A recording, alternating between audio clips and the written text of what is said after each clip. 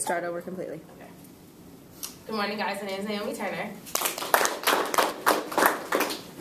According to the survey analysis I conducted a few days ago, 61.5% of you said you knew what the most photographed bridge in the world was. Jason already said that it was the Golden Gate Bridge, so there's no shocker there. Today I'm going to tell you a little bit about the Golden Gate Bridge. As a Bay Area resident and someone whose family has lived in California for many generations, the Golden Gate Bridge is a huge part of my community and more specifically my family. Today my topic is to tell you about the Golden Gate Bridge and the prominent landmark that it is today.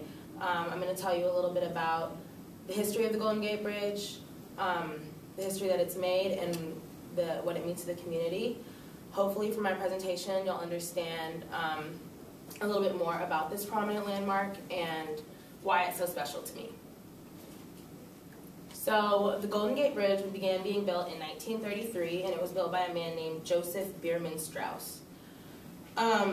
It was groundbreaking for more reasons than one. It was initially built as a means to increase the population of San Francisco and also create jobs during the Great Depression.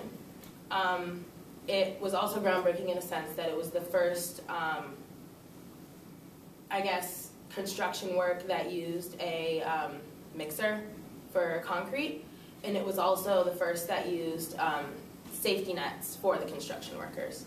My great-grandfather actually is from Marin County, and he was the responding doctor to all accidents that happened on the Marin side of the bridge.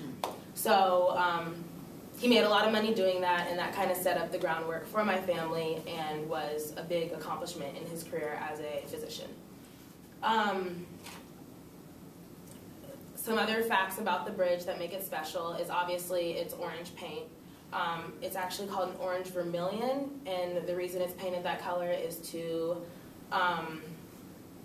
make sure that there's no corroding or rusting of the bridge.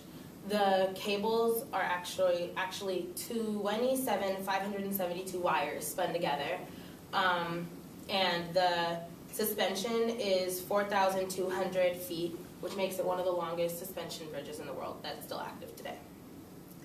Alan Zayer, who wrote the article Top Bridges of All Time, said the bridge cost $35 million to make and was done being made in April of 1937. So obviously, since the bridge has been around for such a long time, it has made incredible history and has been part of a lot of groundbreaking experiences, especially in a place like California. A lot of stuff has happened.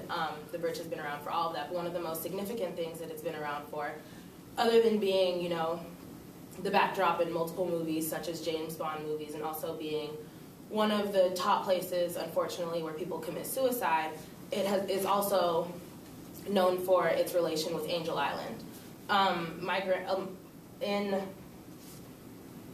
Journal of American History, Immigration at the Golden Gate, Angel Island, the writer discusses how multiple people from China came through Angel Island and through the Golden Gate Bridge into California. My grandmother's family was from Japan, and her family actually entered the United States through Angel Island and the Golden Gate Bridge and have been in California ever since. So it's another reason why the bridge has a significant meaning to my family. That's Angel Island right there. The Golden Gate Bridge also, the Golden Gate Bridge also has multiple meanings to the community, like me. It's, in 1994, was named one of the 7 modern wonders of the world. It is obviously photographed, and most people when they travel to California, when they send a postcard to you, it's, especially in NorCal, it's going to be a picture of the Golden Gate Bridge. Or at least somewhere in there, there's going to be a reference to the Golden Gate Bridge. It's probably one of Northern California's most famous attractions, and definitely, it's one of California's most famous attractions, and definitely the thing that, you know, stands out when you look at Northern California. Hopefully from this speech, you kind of have a better understanding of why the Golden Gate Bridge means so much to me, and learned at least a little bit from my speech. I've told you about the history of it, the history that it's made, and a little bit about how important it is to the community, I guess. Thank you, and if you have any questions, let me know.